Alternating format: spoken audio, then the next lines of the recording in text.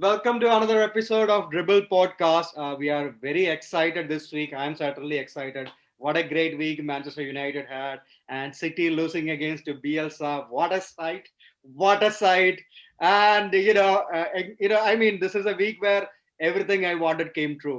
Bielsa ruling the game and Mourinho being completely becoming irrelevant again, despite Son's theatrics. So I have Sebu Elias here and I have Karthik here, and today we are going to discuss the elephant in the room. What the hell is happening to Liverpool? I will, before we break into the details, let Karthik says what is his take on the Liverpool season. Okay, hi guys. First of all, so Liverpool basically, according to me, there are two factors over here. One is obviously everybody knows it's the injury. And the second is, which I think most of us are overlooking, is the condensed schedule, the EPL schedule or the match schedule. So these two factors are coming in and, are haunting Liverpool basically. Even Klopp, according to me, Klopp has not found a solution yet for this yet. If you look at the injury list, even last season they had injuries, but last year they were more like, 5 games, 4 games missing time. But this season, Liverpool is facing like prolonged injuries. So that is one factor. The question is not injuries. Are you happy as someone who admire Liverpool? Do you think are they doing okay, or what do you see? That is what that's what the second thing is, the condensed schedule. So because of condensed schedule, Liverpool is not able to play the usual game because like normally how does Liverpool play? They press a lot. They have a lot of intensity. The team comes as a compact and presses with a high line. So because of these injuries, they are missing a lot of key players, and so the intensity. I don't think schedule is just an excuse. I think schedule is just an excuse. Like every team in the league, has to go through like schedule. Like look at Man City. Like they have more games than Liverpool. Like they are in the League Cup. They are in the FA Cup. Like when you look at it, they have more games than Liverpool. Okay. Chelsea, they have more games than Liverpool. Okay, so that's just an excuse, I'd say. Guys, let's settle this. Let's look at this in 3 point of view. One, what were the transfers? The issues with the transfers in summer. 2, is there a tactical issue with Liverpool? And finally, 3, is this the typical Jurgen Klopp burnout that's happening?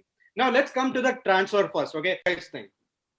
This is the same thing which is causing Liverpool a lot of problem. Like earlier, because of the lack of Van Dijk and Gomez. I mean, if you look at the stats, Van Dijk and Gomez have more they are very good aerially. So whenever Liverpool pushes up ahead, the opponent teams, they always play the long ball. That is the only way to get past the Liverpool midfield, unless of course it is City or Barcelona, because City and Barcelona knows how to surgically operate through the midfield, but other teams don't. And the advantage to having Van Dijk and Gomez over there, or Matip for that factor, is that Liverpool can win the first ball.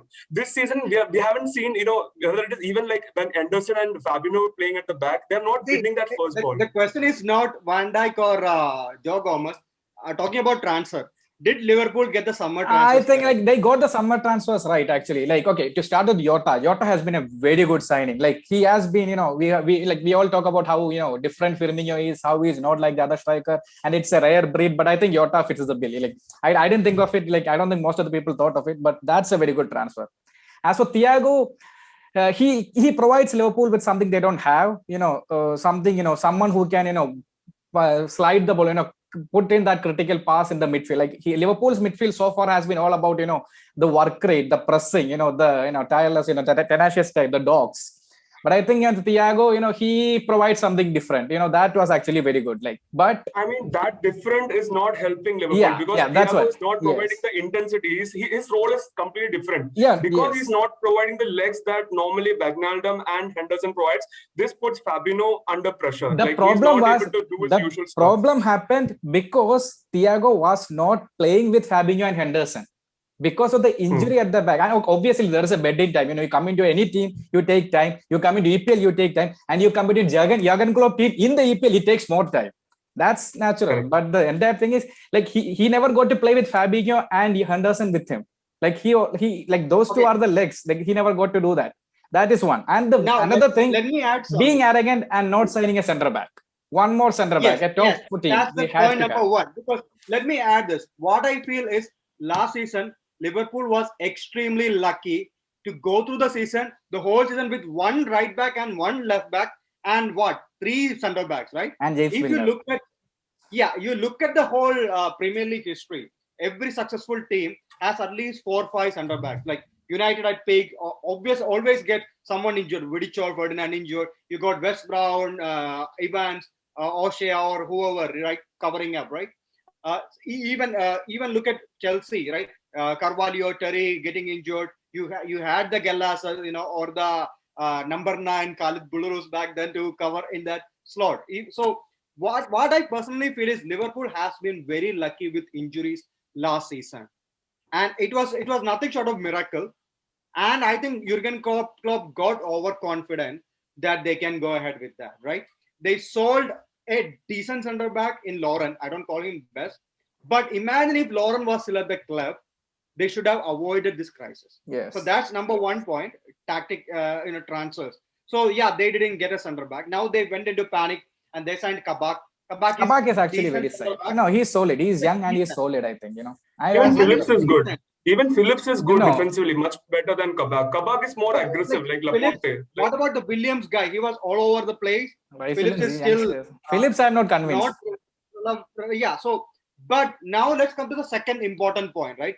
You have 2 amateurs, or not amateurs, you have 2 young center backs who are not experienced enough in Premier League playing as your center backs, right? And did you guys see the Real Madrid game? Where did all the goals came? Where did all the goals come? Now I'm going to highlight it. I don't know if I can. All the goals came in this area, right? Correct. And this area. So the challenge was, previously when you had someone like Van Dijk, they were able to command this area, right? And you had they were to cover up. Correct. Yes, instead of Alcantara, so Henderson can move in this area, right? And Van Dijk they had a Fabinho. Commanding this area. They had Fabinho in the middle. Yeah. That was a big factor. He can. Now they still have Fabinho, but now what happens is Thiago doesn't have the leg to make this covering. And like if you see the goal, like Trent Alexander-Arnold come here, crosses the ball, he stays here. No, right? Like you have Robertson doing the same thing. No, I'll tell you. Like even in the post-match game, like it was told, like Arnold, okay, it's nothing new that TAA is a liability defensively. Every team has been trying to exploit it. These injuries and everything contributed to it. That's a big thing, yes. But after the Liverpool game, Ashley Cole actually puts in a very good point. It's about TAA personally. I don't think many people know that. Ashley Cole put in a very good point that the way Ashley Cole or Carragher, I don't know, the way TAA takes his stand, like he stands off, like if he's standing against a player, he just stands off straight. He doesn't crouch down. He just stands off from straight so that it's easy to drop shoulder or run past him. Like if the attacker changes in direction, he cannot react to that, even if he's fast. It's not about running fast, positionally. So let's say this is how, like if you can see the screen, this is how an average Liverpool side looks these days, right? In possession. And the same thing is happening without possession, right? Like if you remember Benzema or Asensio dropping this area, right? Remember how Asensio was like ruling this area? You had Vinicius pretty much putting TAA in his pocket, right? Yes. And you have a kid playing here, right? And you have Kabak, who is I will say a mid-table lower. He's young, so let it be. Defender. He's 20 years old. He's 20 years old. You have a secondary goalkeeper in Alisson. Yeah. Now, why on earth Klopp is not addressing this issue? That's my biggest question here. Is he overconfident or is he yes, they got a left back this season. I forgot his name because he doesn't play any game. The Greek guy. Yeah. Is Klopp why is Klopp not dropping TAA, right? Why can't? See, I know. I like you cannot just drop TAA. Like if you look at it, stats wise or anything else, like the most potent weapon Liverpool has. Okay, people will say Salah, Mana, and all, but TAA is right up there. He provides a lot. Like offensively, he provides a lot to them. He's a playmaker, sort of a playmaker playing on the right side. Like if you look at it. But the problem is his defensive liability, and that has been covered up, in the past season by, Van Dijk being next to him, Fabinho being close to him, Milner or Wijnaldum being around him, or, Henderson running around, all these things. But this season, everything contributed. He doesn't have a Fabinho. He doesn't have a Wijnaldum at the back to protect him. He doesn't have a Fabinho to cover him because Fabinho has been forced into the middle.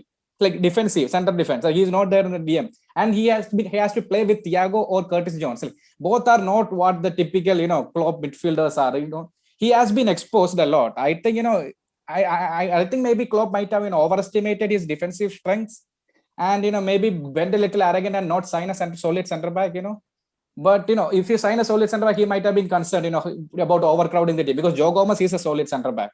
Like Matip is also a solid centre back. Also, before Van Dijk, Liverpool was facing the same problems. Like when Lovren was fucking up. Like if you look at the start table, normally Henderson plays where this Thiago is playing. And normally, what is TA's strength? When TA, Henderson, and Salah, when they come together, they cause an overload on the right wing. And that overload on the right wing, like when Liverpool outnumbers the opponents on the right wing, that is when TA gets the freedom to put the cross or pass the ball to Henderson. Henderson crosses, and then Salah or Mane or Firmino heads it or plays it inside.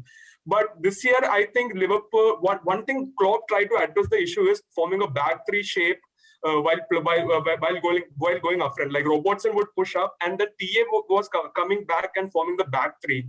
But then it still is not. It wasn't effective. Like if you see the games, like again that lethal. Like to be very frank, this season Liverpool has more Liverpool's gameplay has more been possession oriented rather than that explosive attack orientation that they normally have. That's the problem with accommodating Thiago in the middle. When you're attacking Thiago in the middle, like when you need to accommodate Thiago in the middle, you cannot, like, without the other explosive element in the squad. Like explosive element has been provided by the midfield, the workhorses in the middle. Like Liverpool's game has been slowed down a lot. But before all this, like, okay, I have like one thing that has been it has been pretty much known, but that's gone under the radar about what happened to Liverpool season early on. I don't think many people took note of that. Like there was a game, like I think Liverpool season, everything started with one dead rubber game against FT Miltiad, like the Danish club. They had a dead rubber game against them in the Champions League. They have been already qualified. Everything is settled, So everything was going smooth. Like, okay, injuries were there, but still Liverpool were doing pretty decent. But in that game, it's a dead rubber game. Okay, so nothing was there to be gained from it. Jota was on form until then. I don't know why Jurgen Klopp opted to start Jota. He opted to start Salah, and pretty much everyone else in the team were second choice or the youngsters, except for TAA, I think TAA. And then what happened is, first thing, Jota got injured in that game. Like that costed them a lot. And second thing, Salah was not the captain that game. I think that's I think he is I'm not saying Salah should be the captain or anything, but Salah was not kept as a captain, and I think TAA was the captain. I think in that game, TAA was given the captain standby. I think he took that personally, and it hurt his ego a lot. And I think from that game, if you look at it from that Miltia game, a lot of things unraveled. I think that actually that one dead rubber game where he played Salah, Jota getting injured. I think one more injury they had in that game, and then Salah's ego being hurt. I think all of this came together, and it started. It accelerated the next chain of events. I think that's what caused the Liverpool season to unravel the most. Also, Jimmy, one more thing. You were asking why Klopp didn't sign an extra defender, because Klopp, honestly, I don't think he expected Van Dijk, Matip, and Joe Gomez to be injured for season long at the same time, and that is like something you cannot expect. Even if the same thing would have happened to City, like Pep would have like fully panicked and what he must have done. But then January transfer came. But January window came. He went and signed Kabak and Nat Phillips. Instead of signing a solid center back, he went and signed Kabak and Nat Phillips. No. Let me say something.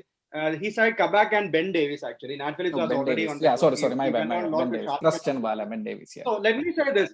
See, that I have three things to point out. One is the whole transfer thing.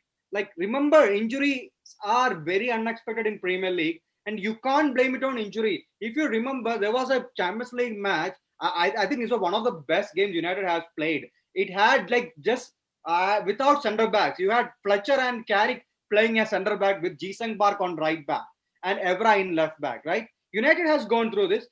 How many times has SEN played in centre back for Chelsea, right? How many times in Mourinho's Chelsea? Centre back, even right back, all these things happen. You see teams getting injury. Like, look at Fernandinho. I don't think Guardiola will have a problem starting Fernandinho and Rodri or Fernandinho and Gundogan as a centre back, right? So that's not something an excuse. Secondly, coming to the Salah point, yes. Now today we are hearing the point that Salah is now flirting with the PSG. I don't think Real is going to sign him. I don't think Barca is going to sign him, right? He's already 28. There is better option. And Salah is causing this instability in Liverpool camp. Now, third point, I want to bring you back to the tactical bodies. Why is Klopp changing his formation to 4-2-3-1 when in crisis? Now, we often see him playing this formation, right? Where he has this Jota and Firmino and Mane and Salah, right? With a two-man anchoring the midfield. Now, if there was any sense, right? If there, it's a practical thing to do will be to play a three in the back, right? And having two wing backs and three strikers, something Wolves has done from time to time, or something Chelsea is doing right now, right? Because that will finally give TAA the freedom he wants, and Robertson also the freedom. With the three centre backs, they could have covered. But now the problem is they don't have three centre backs to play in that position. I think it's more related to personnel. Like if you go 4-3-3, like you don't have a solid three in the middle. Like you are forced to play Fabinho or Henderson at the back like earlier, and then you will be stuck with what Thiago, Wijnaldum plus Milner maybe. Okay, that's not a solid midfield. Okay, it looks solid on paper, but that's not a solid midfield. So to accommodate that, maybe he might have tried to go more offensive and accommodate both Jota and Firmino. Many things are happening. Like I don't think going to three and also playing three in the back is not as easy. It takes training. It takes time, and I don't think Liverpool ever prepared for any of this. It's not just about the going more offensive. I think why Klopp went for that 4-2-3-1 is, see, as I told you, Liverpool presses with a high line. As a compact team, they press. So having that one person, like if Firmino is not able to draw back, having the Jota there can be used as an overload in the midfield to create that press. To get to, like, how does Liverpool normally play? Make the other team lose balls in dangerous positions, and then float off the ball to Mane or Salah on the wings, and then they do something over there, give it back to TA, put across. That's how they play. I think that is what Klopp tried to do there. I mean, it's not particularly tried to score more goals or going very much more offensive. It's just trying to fit into that philosophy of pressing, making them lose, and then score. But then, like if you look at it, there is one thing. Like there is one thing. Like if you are any manager in the Premier League or any manager in the world, you are playing against Liverpool right now. For this entire season, I think at least after from the second half of the season, there is a textbook blueprint like how to play against Liverpool. Sit back when they have the ball, let them pass. Do not let them go run behind us. And when we have the ball, exploit their fullbacks or the gap between the fullbacks and the centre back. Like this has been like even the Real Madrid game. You look at it, Real Madrid comfortably sat back. They didn't even bother pressing Liverpool. Like they let them have the ball when they wanted. Let them come and give us the ball. When they give us the ball, okay, Vinicius run. That's it. Like this has been the textbook thing. Like that has been happening for like entire season. Like whenever I see Liverpool doing good or doing bad, this is what the opposite team has been doing. If they are the underdogs and still not being able to find a solution to this. That is what if you have Van Dijk in the team, like I told you, they will win the first ball on the aerial route. I mean, like if you are winning first balls there, I mean it puts a psychological pressure on the opponent to stop trying that long ball. No, I don't think I don't think even Van Dijk coming back right now will fix this, because last season Liverpool, I think many people were caught off guard with the the threat. Like I think people underestimated or some last season the threat of Robertson and TAA was too high. Like people didn't expect that maybe And now this season, people have managed. Like it's Premier League. Sheffield United did so great last season with the inverted wing backs. And the centre backs going as full backs. They did so great. And then the some break came, season like the Corona break came. Then the season, everything changed. Like they went, full completely disarray. So Premier League teams tend to figure things out. You cannot underestimate Premier League. They figure things out fast. And Klopp was, I think, I'll say Klopp hasn't adapted to that, or he hasn't, he doesn't have a plan B. I don't know if it's either personal or tactics or whatever it is, but he doesn't have a plan. I completely agree with you here. Like look at the board here. This is what happened with Real Madrid, right? You had Asensio. The numbers are not right. You had Asensio and Vinicius dragging you off the centre backs, and you have Benzema, right? Sometimes Benzema was dragging Kabak away. So this space, right, and the Robertson and Alexander are not failing to cover this area. Now the other problem is Thiago, like we mentioned, doesn't have the legs to run back and cover. Yeah, right? One second. On top of that, like Thiago doesn't have the legs. Okay, then Klopp went smart and he started, Keita in the middle. Like the guy literally didn't play the game until he was taken off in the first half. Like he was taken off in the first half. He didn't contribute anything the whole game. I think I don't know what is going on over there, to be honest. What about Curtis Jones? Curtis Jones. You had to remember Keita was taken off at 43rd minute. Yeah, he was taken off at first half. That's the one time I saw him on the screen. Like the entire game, doing something, commentator telling his name or what. And Curtis Jones. Okay, yeah, Karthik mentioned Curtis Jones. So like one game, like against Chelsea, I saw like I haven't seen much of Liverpool game like lately. But against Chelsea, when Liverpool started Curtis Jones in the middle, okay, Chelsea won the game, the typical thing, like throwing the ball up high to Werner and Werner running in. But in that game, Curtis Jones has been too really good. I've been very impressed with him, and especially with Jota injured and Firmino starting, and Firmino's tendency to drop deep, and Curtis Jones, tends to pop up under unexpected places, dragging center backs away, either Firmino or him. I don't know how it works, but I've been very impressed with Curtis Jones. Really, really impressed with the Curtis Jones this season. I think he will be more like Thiago. The ball. I don't think so. I think he'll be more like offensive. I think he's more direct from the middle. I think maybe Ferran Torres fits the bill. I don't know. He's maybe direct from the middle. I think he'll do very well. More of a becoming a box to box kind of player right now. Right? Even more than that, not a playmaker, but someone maybe. I think he'll be forward, like the typical forwards. Right? He's not a forward. He's an attacking midfielder. Yeah, that's what Milner used to be in his prime day. So let's conclude this about the Liverpool. So any predictions? What do you guys think? Will Liverpool turn around the deficit in Champions League? Karthik, what's your take? You got 30 seconds.